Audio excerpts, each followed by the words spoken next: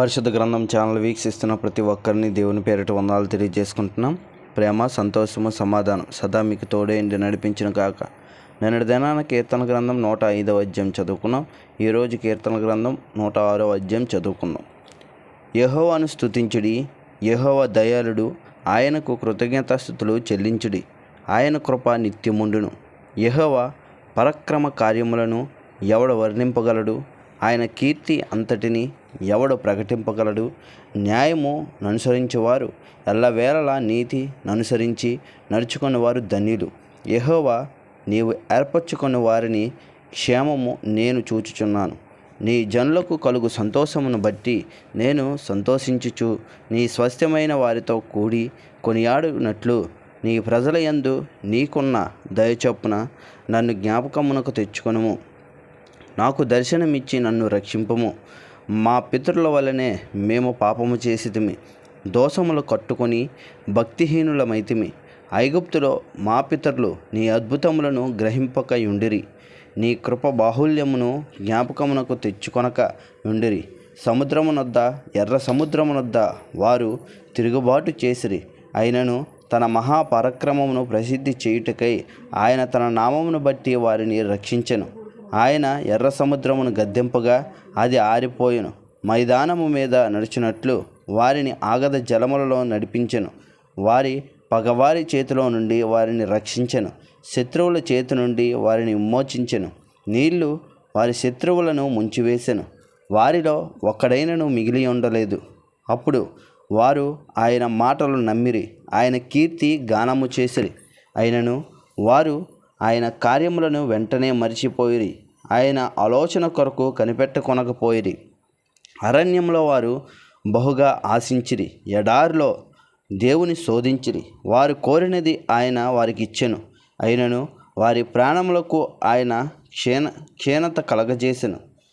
వారు తమ దండు పాలెములో మోషేయందును యెహోవాకు ప్రతిష్ఠుడైన అహరోనునందును అసూయపడిరి.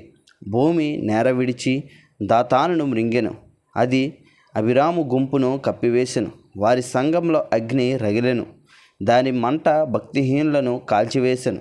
హోరేబులో వారు దూడను చేయించుకొనిరి, పోతపోసిన విగ్రహమునకు నమస్కారము చేసిరి. తమ మహిమాస్పదమును గడ్డిమెయ్యు ఎద్దు రూపమునకు మార్చిరి. ఐగుప్తులో గొప్ప కార్యములను, హాము దేశములో ఆశ్చర్యకార్యములను, ఎర్ర సముద్రమునొద్ద భయము పుట్టించు క్రియలను చేసిన తమ రక్షకుడైన దేవుణ్ణి మర్చిపోయిరి.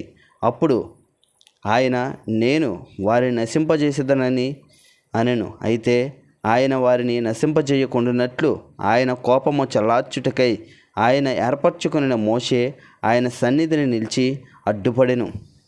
వారు రమ్యమైన దేశమును నిరాకరించిరి, ఆయన మాట నమ్మకపోయిరి.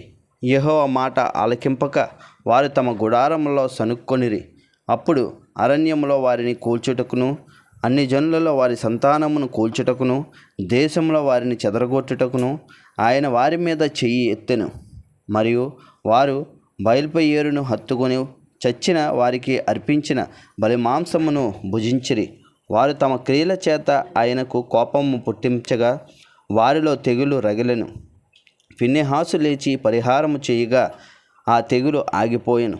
నిత్యము తరములన్నిటిను అతనికి ఆ పని నీతిగా ఎంచబడెను. మోరీబా జలముల యొద్ద వారు ఆయనకు కోపము పుట్టించిరి, కావున వారి మూలముగా మోషేకు బాధ కలిగెను. ఎట్లనగా వారు అతని ఆత్మ మీద తిరుగుబాటు చేయగా అతడు తన పెదవులతో కాని మాట పలికెను. యెహోవా వారికి ఆజ్ఞాపించినట్లు వారు అన్ని జనులను నాశనము చెయ్యకపోయిరి. అన్ని జనులతో సహవాసము చేసి వారి క్రియలు నేర్చుకొనిరి.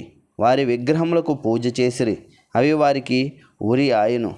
మరియు వారు తమ కుమార్తెలను దెయ్యములకు బలిగా అర్పించిరి.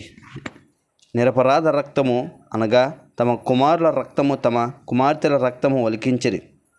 కనాను దేశపు వారి బొమ్మలకు వారిని బలిగా అర్పించిరి. ఆయన రక్తము వలన దేశము అపవిత్రమాయెను.